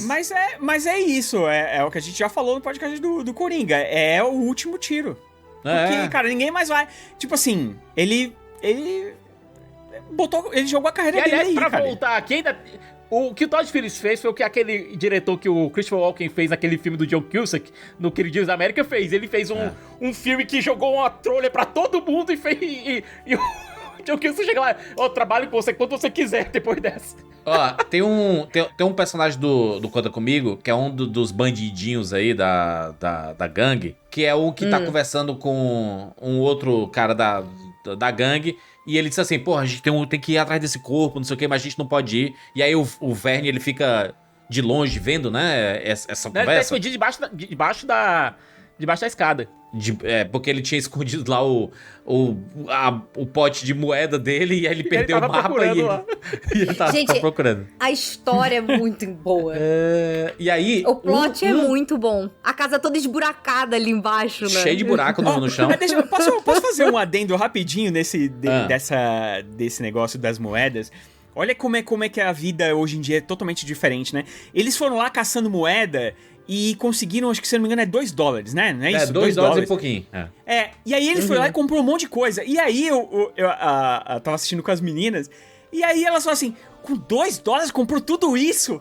Falei, cara, 1950 custava 10 centavos pra ir no cinema, tá ligado? Era isso, sabe? Rogério, ali nos anos 50... Se eu não tô enganado, o ingresso de cinema era 5 centavos. Era menos que 10? Eu achei que era 10. Era metade. Era 5 centavos. Caraca, mano. Então era uma outra época. Aí voltando aqui pra essa conversa, porque os dois da gangue lá estão conversando, né? E aí um dos atores que faz esses bandidinhos aí da gangue, é o Casey Siemasco. Você pensa assim, cara, quem que é esse Casey Siemasco? É o cara que fez o protagonista de um dos filmes da Sessão da Tarde clássico, que é o Te Pego Lá Fora. Ele é um nerdzinho lá que vai apanhar do fortão, entendeu?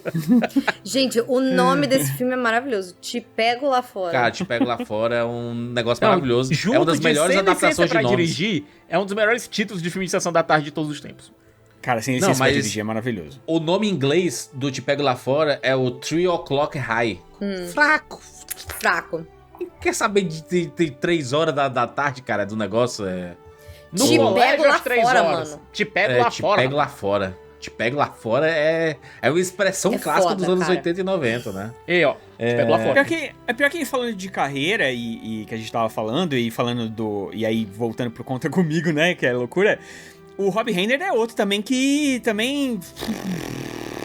ele ficou ali nos anos 90, né? Ele fez, tipo assim, porque ele fez o Spinal Tap lá, que é aquele mockumentário, né? Que é tipo um documentário sobre uma banda que não existe. E ele estourou ali. Aí, a partir dali, ele fez lá o Garoto Sinal Verde, que eu não lembro qual é esse. Mas aí ele fez Conta Comigo, Princesa Prometida, Harry e Sally. O Garoto Sinal Verde. Questão de honra, Harry e Sally e Princesa Prometida e Conta Comigo, bicho, são 4 filmes que qualquer cineasta iria querer fazer. Sintonia de amor, né? Pelo amor de Deus. Exatamente. Né? Aí ele fez Anjo da Guarda, que é aquele do... e Louca Obsessão, pô. Aí ele fez Meu Querido Presidente, que é fraco. Aí ele fez Fantasma do Passado, que é fraco. Anjo da Guarda não é aquele do Elijah Wood, não? É do Elijah Wood, né? É do Elijah Wood, com o Bruce Willis. que é conhecido como um dos piores filmes de todos os tempos, aliás. Bruce Willis era narrador. Não é. Ah, é verdade, é esse mesmo. Aí ele fez um monte de filme que ninguém lembra. Um monte de filme. Aí ele fez aquele Antes de Partir, que a gente já falou dele num podcast, que não deram grana nenhuma pra ele fazer. Fala, Sim, faz aí, tem esse quartinho aí. Jack Nicholson e o Morgan Freeman. Eu te dou esses dois aí, que vai ser todo o 90% do orçamento do filme pra pagar esses dois, e o resto você se vira, meu amigo. Tem umas green screens desse filme que são horrorosas. Nossa senhora, tem aquele cara. Disney por aí também, né? Que é o que ele fez com a Jennifer Aniston, né? Assim que ela acabou Friends. Ruimzinho demais. Ele faz mais comédia romântica, cara. Né? Nossa, é muito Ela ruim, e o Kevin Costner. Muito ruim. Comédia romântica. E agora você sabe que ele vai fazer, ele vai dirigir o Spinal Tap 2. Meu Deus do céu, né? Por quê? Com o Joe Cusack? Por quê? Sei lá, não sei, ainda tá em produção. Vamos ver se tem o John Cusack. Olha, Ai, tem a gente. Fran Drescher, o Siqueira já gostou. É verdade. Eu gosto da Tem Nani, pô. Ela devia estar no primeiro filme, né? Mas vai ter o Paul McCartney, Elton John. Eita. Vão chamar a galera grande pra fazer. O Rob Reiner Mas é não- um desses nomes que fizeram parte ali dos anos 80 e 90 de muitos filmes que são muito conhecidos da gente. Ele tinha uma habilidade de trabalhar com o elenco infantil aqui. Conta Comigo, ele já falou que é o filme favorito dele. Da carreira inteira dele, é o filme favorito do diretor. E dá pra entender, porque voltando ali pro assunto que a gente tava falando bem no comecinho, sobre o jovem, ele nunca é escutado, ele nunca é validado, se ele tá passando por algum problema, é frescura, você não tem idade pra sofrer, você não deveria estar pensando nisso porque você não tem nenhuma conta pra pagar. Então, tipo assim, parece que os problemas só giram em torno do que o adulto quer, né? Do que o adulto sente, o jovem ele não pode sentir nada. Como se a criança não né? tivesse direito de sentir nada, né? E lembrando, criança não tem ferramentas pra lidar com esse tipo de coisa. Então, tudo, pra gente, quando a gente é criança, Sim. tudo é demais. É Porque demais. A gente não tem ferramentas pra lidar com aquilo. A gente não tem ferramentas pra lidar com primeiros amores, com primeiras perdas. A gente não tem ferramentas pra lidar com primeiros conflitos, primeiras brigas, primeiros desentendimentos. Tudo pra gente, tudo pra criança, tudo pra gente quando a gente era criança, pode parecer uma coisa pequena, mínima, nada, mas se for uma coisa pequena, é imensa. Se for já uma coisa grande, é algo que a criança se afoga nisso. A perda que o Gordon sentiu, ele não tinha ferramentas para lidar com aquilo, ele não sabia como expressar aquilo, ele não tinha pais que estivessem lá para tentar apoiar ele, porque os pais estavam lidando com o próprio luto e esquecendo que tinha uma criança em luto também. A única pessoa que ele teve pra ajudar ele naquilo foi o próprio Chris, que abraçou ele como se fosse realmente um irmão mais velho, como se fosse um pai. E ele era uma criança também, uma criança que estava lidando com a sua própria sensação de inadequação junto àquela sociedade, porque toda aquela sociedade via ele e a família dele como um bando de delinquentes. É engraçado que eu consigo posicionar esse filme antes e depois na minha vida, porque eu, há muito tempo, não revia o Conta Comigo, tá? Era um filme que sempre foi muito importante pra mim, eu revi muito no passado e nos últimos anos eu não tinha revisto. E aí eu revi depois que meu irmão faleceu. O filme tem essa história também, né? Do jovem perdendo o seu irmão mais velho, perdendo a referência, né? É muito louco porque eu consigo... É engraçado que por ser adulto e por estar bem mais velho do que aquele jovem garoto tá passando ali, eu consigo entender o que é que aqueles pais estavam passando também, sabe? Porque é uma coisa que a gente... Eu, quando eu vi criança, eu me coloquei no lugar do menino, né? Que tava passando por aquela situação. E dizer que eu me sinto invisível. Eu me senti invisível demais na minha infância. Um dos motivos de trabalhar com o que eu trabalho é por não querer mais ter essa invisibilidade. Mas eu consigo entender os pais também. De perder o filho mais velho. Eu vi meus pais passando por isso. Da tristeza que dominou eles. Acho que eu nunca contei isso, mas um dos piores momentos da minha vida, além de receber a notícia, porque era eu que estava no hospital e recebi a notícia do falecimento do meu irmão, foi ter que contar para meus pais. Eu não mandei um WhatsApp, eu não fiz uma ligação, eu tive que ir lá e preparar separadamente cada um para isso, sabe? E tipo assim que eu cheguei lá já era 1 da manhã, mais ou menos. Eu e a Mari, a gente chegou lá na casa dos meus pais. E minha mãe, ela já tava nervosa, porque ela tinha sentido alguma coisa e tudo. E aí ela começou a falar. Eu, não, mãe, calma. A gente acabou de voltar do hospital e tudo mais. E aí eu falei assim, o meu irmão não conseguiu. O Sandro não conseguiu. E aí ela começou a chorar descontroladamente, não sei o quê. Meu pai acordou. Ele tava em outro cômodo, ele acordou, ele tinha deitado, tinha cochilado e tudo. Ele acordou, ele perguntou o que foi. E aí, quando eu falei pro pai assim, eu disse a mesma coisa, né? O Sandro não aguentou, não. E aí eu vi, e é uma das cenas que eu não consigo tirar da minha memória isso. Que é, eu vi, tipo assim, é como se uma aura de tristeza descesse no meu pai. Sabe quando você tá com o ombro levantado e você simplesmente baixa o ombro assim? Uma das piores sensações da minha vida, assim, de ter que dar essa notícia pra mim. Que sou o irmão caçula, que sou... a minha irmã tava viajando, meu outro irmão tava em outro lugar, não tinha como ir acompanhar. Então essa responsabilidade foi passada pra mim. É muito difícil isso, porque essas histórias são histórias universais, sabe? Todo mundo, de alguma forma, já passou, conhece alguém que já passou. Você vê isso no filme, o moleque... É muito doloroso ouvir o menino falando assim, aquele fim de semana ali eu tava me sentindo invisível. Cara, você se sentir invisível é uma bosta. Num lugar que tem gente.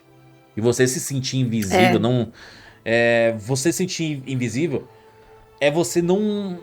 É como se você não existisse pra aquelas pessoas, sabe? É um sentimento que eu acho que muito adolescente passa. Por isso que esse filme ele é tão fácil de se identificar.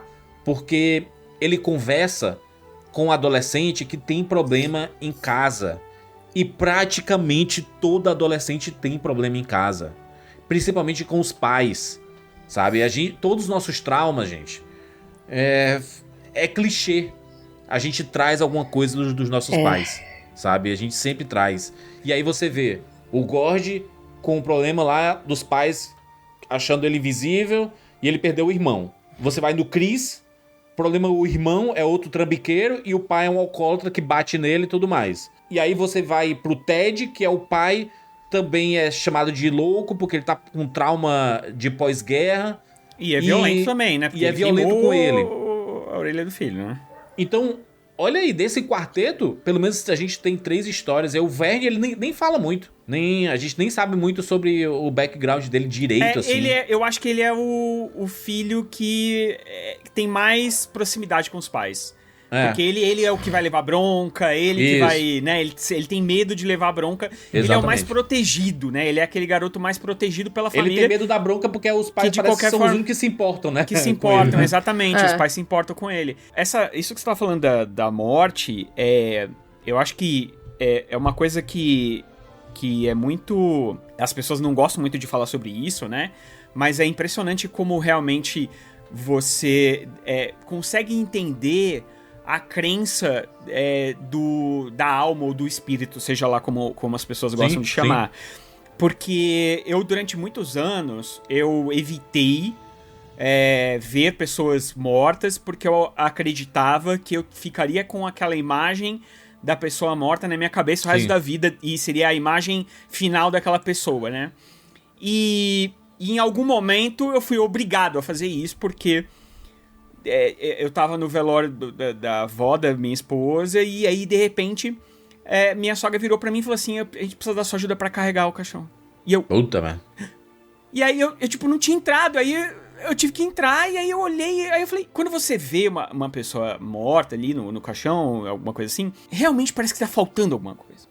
Parece que a pessoa sumiu. Então, ela já foi. Essa sensação, você sente, assim, porque, e aí, assim, você pode falar, obviamente, que a ciência explica que os líquidos, eles, uma vez que a pressão, que você morreu, a pressão dentro de você, de dentro pra fora, ela desaparece e a pessoa perde a fisionomia, né? Ela fica mais seca, às vezes mais inchada, dependendo do motivo e tal. Mas existe isso também em vida. Você vê meio que essa perda do espírito, né? Eu falei disso quando a gente fez aquele podcast dos filmes que salvam. Eu falei de uma situação que eu vi uma pessoa, a alma dela desaparecer. E é mais ou menos isso que o Judas disse. Você realmente... É algo que você nunca esquece. Nunca. Eu nunca vou esquecer essa imagem na minha cabeça, sabe? Da pessoa e também, obviamente, de quando a gente perde parentes, porque conforme você vai crescendo, você vai perdendo pessoas. Sim, né? são Você vai os seus avós, né? Se seguir o ciclo natural das coisas, você vai perder seus avós. Eu acho que eu até demorei bastante pra perder pessoas no meu ciclo... assim, mais próximo, sabe? Que foi minha avó. Eu tinha 18 anos quando eu perdi minha avó. A minha primeira avó que eu perdi. Então, foi, pra mim, aquilo ali foi horrível. Dei soco na parede, esse tipo de coisa idiota que adolescente idiota faz. E eu não fui ver ela. Eu não quero ter minha avó, eu quero ter minha avó viva. Eu poderia ter entrado e poderia ter feito uma última homenagem pra ela, então hoje me arrependo disso. Poderia ter, sabe... Mas é aquilo, você lidou com isso da forma que você tinha condições, né? Rogério, exato. Rogério, quando o meu avô faleceu, eu já tinha passado da casa dos 20 e poucos. Quando eu vi o corpo dele lá no caixão sendo velado, eu não conseguia reconhecer meu avô. O meu cérebro não registrava aquele corpo que estava sendo velado como o corpo do meu avô. Fica muito diferente. Quando o melhor amigo da minha mãe faleceu, e a gente era muito próximo, e a gente foi pro velório, o meu cérebro não reconheceu aquele corpo como sendo desse amigo que a gente tinha tão próximo, desse quase tio que eu tinha, sabe? Eu não consegui fazer identificação daquela pessoa que eu conheci em vida, daquelas pessoas que eu conheci em vida, com aquele corpo que estava ali sendo velado. A homenagem é válida, você lida, é válida, você tá velando aquela pessoa, você tá velando tudo que ela foi, tudo que ela entregou, tudo que ela representou para todas aquelas pessoas. Mas ela não tá ali um corpo. O pessoal do hospital ligou pra mim e falou assim, você vai vir reconhecer o corpo? E aí eu falei assim, não, eu não vou não. Eu já passei por muita coisa aqui que eu não quero ter essa lembrança do meu irmão, não. E aí quem foi a filha dele. E aí ela disse que ela até hoje sonha com essa cena. No caso dele, né, foi Faleceu jovem. Foi Covid. Foi a Covid e teve todo aquele tratamento e tal. Sim. Então pode...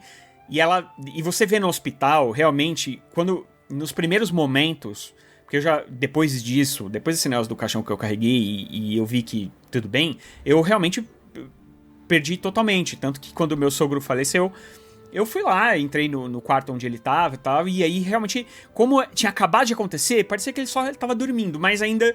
Você sentia que tava faltando alguma coisa ali, sabe? E aí, dá muito essa sensação de alma, né? É por isso que... A vida, ela traz uma aura pra pessoa, né? Ela é impressionante, né? Porque o sangue correndo, ele traz cor. Não tem aquela... A umidade do corpo. Não tem 21 tudo gramas, que se perde, aquele né? filme que diz que a gente... 21 gramas, Não é, isso já foi desprovado, viu, gente? Sim, é só uma crendice, mas, de fato, quando você vê uma pessoa que acabou de falecer, você vê o corpo, você vê e você conheceu aquela pessoa em vida, sabe? É difícil você conciliar as duas imagens porque parece que tá faltando alguma coisa ali. Exato. E o Gordon sentiu isso. Eu acho que quando ele viu o menino... É por isso que eu acho que é importante a gente estar falando disso.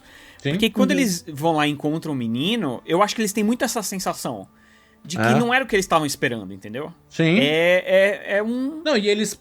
Eu acho que na cabeça deles, eles ficam meio traumatizados também, porque eles ficam com a sensação de, cara, poderia ser a gente. Poderia ser cada um quase de foi. nós. Sim. E quase foi. Olha, durante essa aventura que eles tiveram vários momentos em que esses meninos passaram perrengue, eles arriscaram, perigo né? Aquela real. cena lá do trem, né, Cicas? Que eles estão atravessando a ponte. Inclusive, você vê... É o momento que tem um CGIzinho ali, né? Em um momento...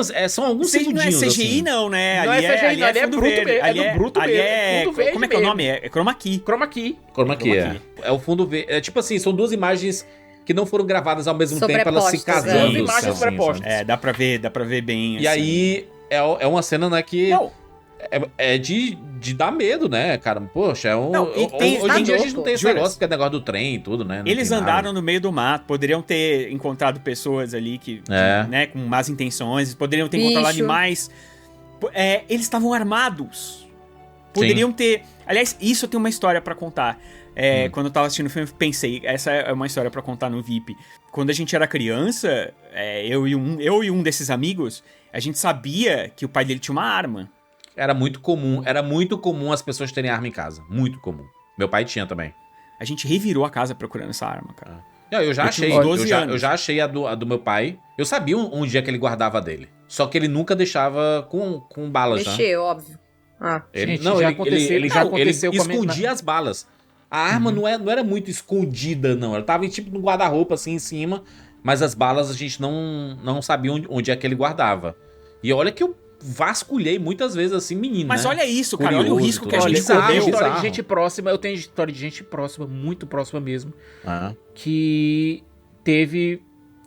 Quando criança encontrou a arma do pai, o pai tinha deixado a arma carregada, aconteceu um acidente. Cara. E aconteceu o pior, sabe? Uma das melhores campanhas de que aconteceram no país foi essa de desarmamento, cara. Porque tirar essas armas de casa é um negócio muito perigoso. Mas dá pra esconder. Você não sabe esconder. Criança Mas você esconder, cara. Criança acha. Você sai pra trabalhar e os crianças ficam em casa. Não, vasculha, e pensa o seguinte, seu pai... Vamos supor que ele tinha a arma para proteção própria, certo? Só que as balas estavam escondidas. Até ele pegar a arma, até ele pegar as balas, até ele municiar, já faz era. sentido. Então, não existe essa ideia de segurança, pra mim, autodefesa. não consigo entender muito bem, porque... Aí depois eu descobri onde é que tava. Aí, tá vendo? Depois de anos eu descobri que ele tava, mas eu também já não tinha mais interesse. E tava, sabe aonde? Ele sempre dormiu no... O quarto dos meus pais era assim, tinha uma cama de casal... E tinha a rede. Meu pai sempre dormiu de rede. Ele nunca dormiu de cama. Ele sempre odiou dormir de cama. E aí tinha um criado mudo. E tipo assim, a arma era extremamente escondida. E o criado mudo era dentro do negócio de remédio. Um bichinho de remédio e tava as balas dentro. O problema, o que eu fico imaginando é... Imagina se a gente tivesse encontrado isso.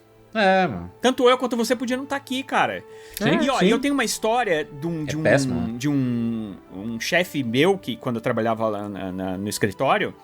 Que ele tinha arma, e aí ele tava chegando em casa, e aí renderam ele e tal, não sei o quê. Não adiantou arma, não adiantou nada. Pegaram ele Não tem aquele trancaram, cidadão não que adiantou nada. Aquele cidadão que foi presidente por um tempo, tava advogando pra todo mundo ter arma. Teve uma vez que ele foi Perdeu assaltado. a arma também teve arma perdida. Levaram tudo e levaram a arma também. Até hoje eu me lembro da quote dele. Me senti indefeso.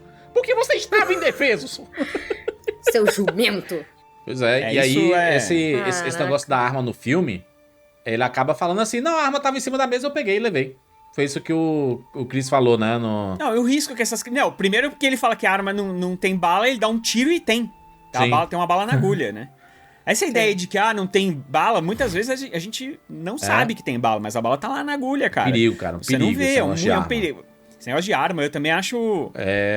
E aí, o filme, ele tem uma escalada que é muito interessante, porque ela é uma escalada que eles vão discutindo sobre as relações que eles têm com os pais, com as famílias, entre eles mesmos. Eles brigam entre eles, mas eles se resolvem, né? Eles se resolvem, eles fazem assim, e aí eles se resolvem. É porque é quinta série, mano. O que tem de piadinha quinta série nesse filme, não é brincadeira. Piadinha... muito bom. Piadinha de pivete. Piadinha, sabe uma coisa? Preconceitos da época que era retratado claro, aqui. com certeza. Sim. Tudo tem que ser levado são coisas da época. Mas você sabe que passando... Eu até falei pro Juras quando eu terminei de assistir. Foi eu passando pras meninas, assim, que normalmente não é tudo que funciona. Eu sempre falo isso no podcast, eu sempre falo delas, né? Já é um jargão já. É um clichê. O bingo do... Já tá no bingo. É o bingo. Anota o bingo aí e tal, mas esse foi muito interessante porque alguns não funcionam de jeito nenhum e tal. Os que eu penso que funcionam, não funcionam, e os que penso que funcionam, não, sabe? E esse foi um que eu pensei assim, cara, eu acho que esse filme...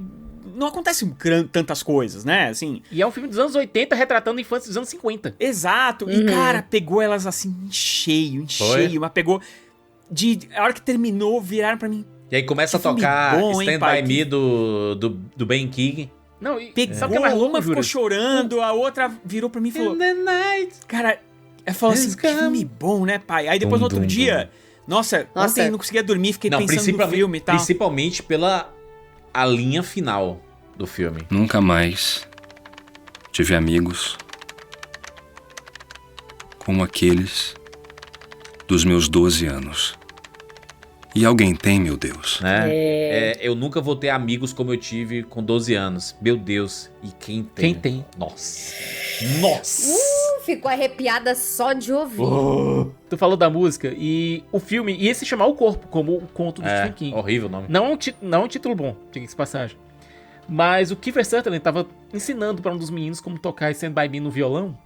E o Rob Reiner viu aquilo e... Opa! Tem coisa aí. Tem coisa aí. Comprou os direitos, mas só podia tocar nos créditos. Mas ela é entoada na trilha incidental durante o filme, né? A música do Stand By Me, né? Então, é uma música que faz parte ali, né? Inclusive, tem várias músicas que são bem maneiras, assim, de clássicos. O Lollipop, o Everyday. É maravilhosa. Book of Love, o Great Balls of Fire do Jerry Lee Lewis, né? Então tem muitas músicas boas. A trilha sonora do Conta Comigo é muito especial. E no meu casamento, a primeira música que toca nas entradas é Stand By Me. Né?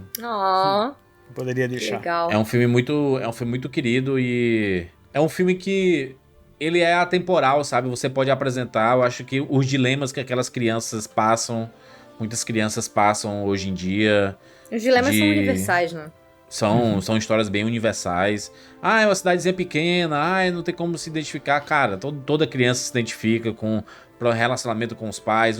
Uma coisa que nunca vai mudar é que as crianças sempre vão ter problema com os pais. E os pais sempre vão ter problema com as crianças. Porque os pais esquecem que eles foram adolescentes. E eles não... E as crianças não têm como entender aquela... Não tem como entender. Passando. E é o que o Sicas falou e colocou muito bem aí durante o podcast. É porque quando a gente é adulto, a gente olha pra trás e fala, caramba, como eu era bobo, né? E aí você perceber que não, é que você não tinha condições, você não tinha o equipamento, você não tinha o emocional. Então a gente tem sempre que ter esse exercício de se pôr no lugar do outro, né? Principalmente criança. Eu acho que a minha geração também, assim, foi uma geração que ainda foi muito reprimida na criação. Mas eu acho muito interessante ver as pessoas que têm crianças pequenas hoje em dia. Acho que dos millennials pra frente, a galera tem mais noção. Hoje em dia já normalizou também essa coisa de você fazer terapia. As pessoas estão tendo mais cuidado ao criar os filhos. Você vê mais pessoas abertamente dizendo, não, eu sou contra, eu nunca bati no meu filho, na minha filha, não vou bater, sabe? Eu tenho uma prima que ela queria muito ser mãe, mas ela tinha muita dificuldade de conseguir engravidar. Ela ficou grávida durante a pandemia, ela ia ter a bebezinha dela, mas a bebezinha dela não aguentou, foi natimorta, enfim, e ela quis continuar com a gravidez mesmo assim. E um pouco depois ela teve a filhinha dela. A filhinha dela tá com 3 anos hoje em dia. Eu tive a oportunidade de estar com ela 2 vezes, assim, ver essa minha priminha aí de 3º grau. O jeito que ela e o marido falam com a menina, eu fico pensando assim, caramba, eu tenho muita fé nas próximas gerações. Porque não tem muito... Eu vejo cada vez mais crianças com quem eu convivo hoje em dia, pais de crianças com quem eu convivo hoje em dia, também falando assim, de você conversar com a criança. De, em vez de você falar, por exemplo, vai agora fazer tal coisa, essa minha prima, ela falou que ela faz assim, olha, filha, você tem 5 minutos pra terminar a sua brincadeira e é hora de ir pro banho, tá? Então você termina o que você tá fazendo e aí você vai.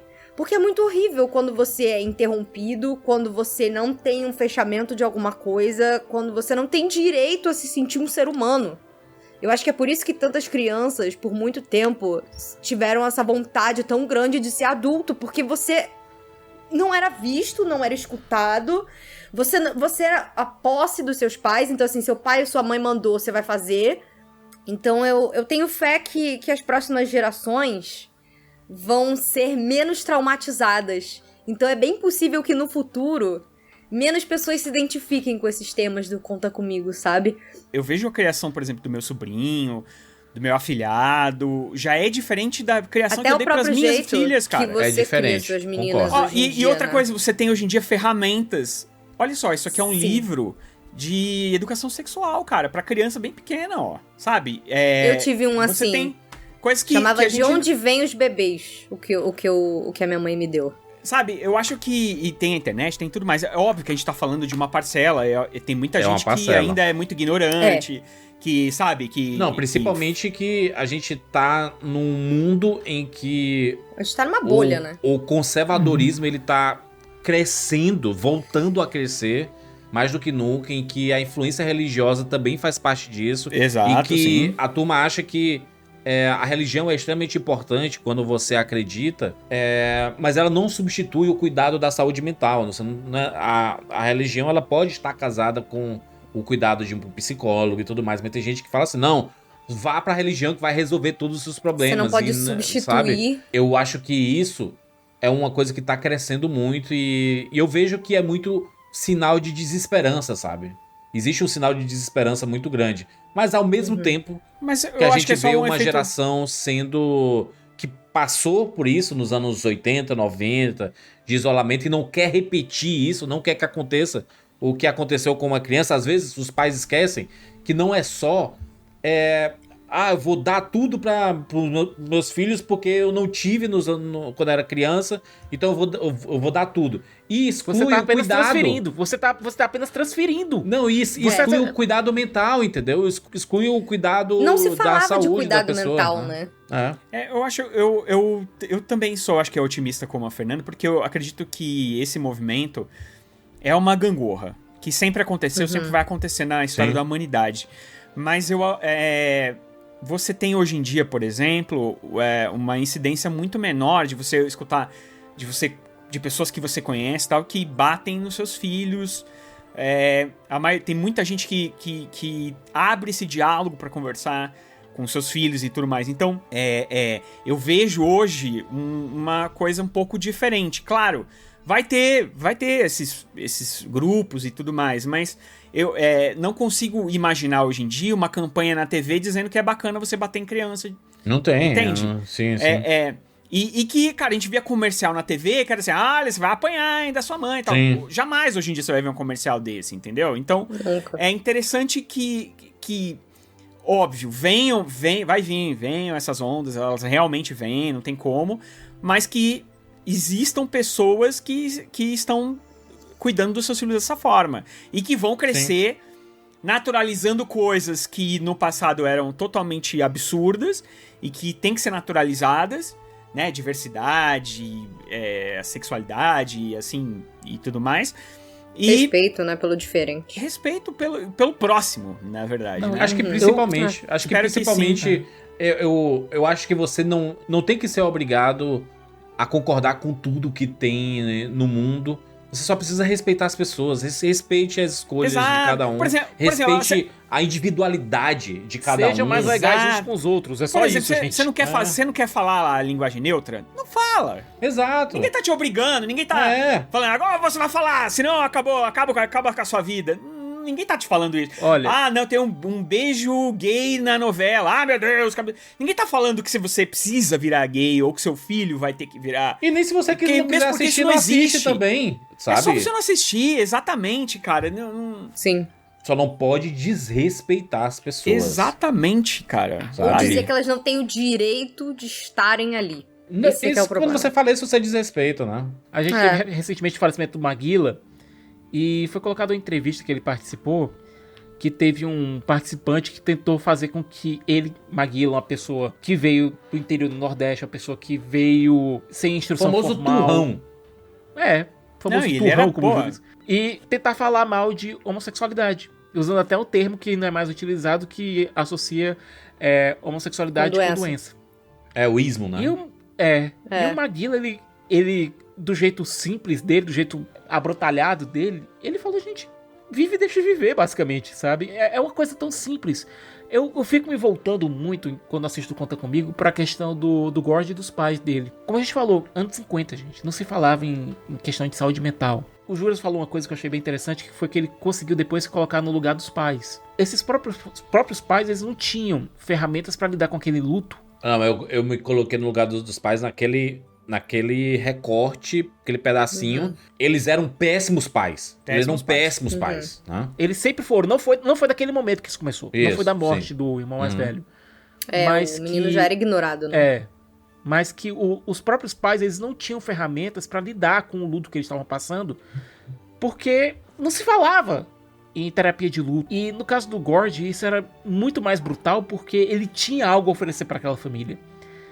E você chega no epílogo e vê ele terminando ali a história, ele colocando aquela história na página, sabe, na tela do computador, e vê o filho dele dizendo, pá, a gente tá pronto, já tem 1 hora, bora lá pra gente brincar, pra gente sair. E ele dá aquele sorriso quando o filho dele diz pro amigo, olha, meu pai é meio esquisito mesmo quando ele tá escrevendo. E ele lembra da conversa que ele teve com o Chris, quando ele perguntava se era esquisito. E é aquela coisa, eu continuo esquisito, mas quem não é também? E a primeira pessoa que devia ter ensinado que tava tudo bem pra ele ser esquisito, tinha que ter sido os pais. E, na verdade, tem que viver esse amigo que ele não via há anos e que ele perdeu, e que a ferramenta que ele utilizou pra conseguir lidar com esse luto, porque agora sim a gente tá falando de um adulto que ele tá conseguindo, ele é adulto, ele sabe como processar esse luto. Ele passou agora pela perda do amigo e escreveu essa história mostrando como esse amigo dele que faleceu, ele conseguiu fazer com que ele fosse a pessoa que ele se tornou, e como ele ajudou esse amigo a encontrar o próprio potencial também. Eu acho que o que torna Conta Comigo especial é justamente isso. É que a gente tem esse grupo de crianças... É porque foi esse amigo, a pessoa que virou pra ele e falou, cara, você é bom nisso, faça isso. Ninguém incentivou ele a seguir a carreira que ele queria. Ele eterniza o amigo na obra, uma vez que ele vai se perder, porque a lembrança, né, das pessoas, filme ela desaparece. É muito né? lindo. É muito lindo. Nossa, eu fiquei assim... É um adjetivo que a gente não costuma associar com Stephen King, né? Esse aí vai ter nota também? Vai ter nota pra esse? Pra quê? Não, pra mim é muito fácil, né? Bem nota 10. É 11 de 10, né? Pode botar o 10 aí no meio. Pode botar o 10 aí também. Um 10zão assim, ó. Temos um 10. Pelo amor de Deus, isso é um clássico, né? Não existe, assim, até as coisas que envelheceram, você dá pra relevar, porque você vê que é uma época muito diferenciada, né? E tudo mais, sabe? E não tem nada nem tão agressivo assim, então... não é o tipo de filme que envelheceu mal, é o tipo de filme... É o que eu falei, assim, coloca pros seus filhos assistir. Eu acho que é isso que define um clássico. Eles vão ter uma boa relação com o filme. O que o Rogério falou dele colocar pras filhas dele, que são adolescentes hoje, e assim, por mais que tenham coisas que sejam da época, retratações que hoje em dia não seriam aceitáveis, o coração do filme, a mensagem principal, é sobre humanidade. 50 anos não mudam, sabe? Não importa se o filme era dos anos 50, se 70 anos, 75 anos passaram ainda mais esses da época dilemas, do filme. né? Essas aventuras, ok que hoje a gente não vê tanto dessas aventuras acontecendo, né? Essas discussões por exemplo, ainda existiriam em outros contextos. Eu acho engraçado, o que é importante de dizer de Conta Comigo é o seguinte, ele é um filme que hoje em dia jamais seria feito dessa forma. Ele teria outras, sabe? E porque também é assim, a vida é assim, ela vai evoluindo, involuindo. A gente teve o Turma da Mônica, que ele teve que se colocar num ambiente, por exemplo, meio atemporal, para aquela relação das crianças continuar a funcionar. E eu cito o Turma da Mônica porque o Laços, ele é muito inspirado no Conta Comigo. Tem umas cenas que são iguais, né? Aliás, não só ele, né? O Turma da Mônica, o Stranger Things é muito inspirado em Conta Comigo, em Goonies, em ET, né? Juntando esses três aí. E aquela coisa, você precisa colocar essa história num ambiente atemporal. Eu acho que isso funciona pra você pegar tanto a infância da geração pra internet, quanto pra pegar, quanto pra dizer, pra criar uma ligaçãozinha, olha, dos pais falando pros filhos que era daquele jeito, mas os filhos ainda conseguirem ver naqueles dilemas algo atual, algo que eles estão passando. Mas existia algo que era da nossa época, anos 80, 90 principalmente, e que a nossa vida era o nosso bairro, né? O nosso bairro era o nosso país, eu diria, né? O condado. Era o nosso condado. A gente estudava no bairro, a gente fazia tudo no bairro, não saía do bairro, não ia pra lugar nenhum. Mal tinha transporte direito e tudo, então não era muito comum a gente ir pra lugares muito longe do nosso bairro. E aí quando a gente tinha oportunidade, pra mim, por exemplo, eu que morava na Parquelândia, Cicas, e aí eu chegava na Avenida Juvita Feitosa, que era a avenida que ela complementa com a 13 de Maio aqui em Fortaleza, a avenida aí, os carros passando, iluminado. A gente, os amiguinhos andando pelo bairro ali, indo pela avenida, na calçada, eram os meninos andando nos trilhos aqui, rapaz. A gente tava vendo um mundo novo, vendo as coisas e via assim, caraca, existe vida além da nossa ruazinha, do nosso bairrozinho aqui e tudo, sabe? Então, realmente era muito fácil de se identificar, né, com essas aventuras. Acho que Conta Comigo, ele é um desses filmes clássicos que ficam marcados e... eu acho que começamos bem o nosso Golden Ticket aí, nosso podcast em que a gente traz essas preciosidades aí com histórias individuais e pessoais. Gente, fechamos aqui mais um Sala VIP. Agradecer aos nossos assinantes. Muito obrigado a todos os assinantes que proporcionam esse podcast acontecer. Em especial, a turma que usa a pledge lá do Rapadura Power, né? Que faz uma fezinha a mais para o nome estar aparecendo aqui embaixo. Em especial, nessa semana, o Marcos Buff. Que, curiosamente, esses nomes que estão aparecendo aqui, a maioria deles estão, assim, desde o começo. Isso desde é muito o legal, começo, cara. A mesma galera continua aqui no Rapadura Power. Vocês são incríveis. Muito legal, vocês são demais. Muito obrigado. Estão entrando, obviamente, pessoas novas na categoria também, mas esses nomes iniciais, pode reparar. A Isabela, a Érica, o Carlos, a galera, o Jonathan, todo mundo ali do começo, eles acabam sendo nomes que estão ali desde do comecinho do Sala VIP. Muito obrigado, estamos caminhando aí a largos passos para ter muito mais edições no futuro. Então, muito obrigado mesmo de coração. Vocês são muito queridos e muito especiais pra gente. É isso. Nos encontramos na próxima semana. Tchau.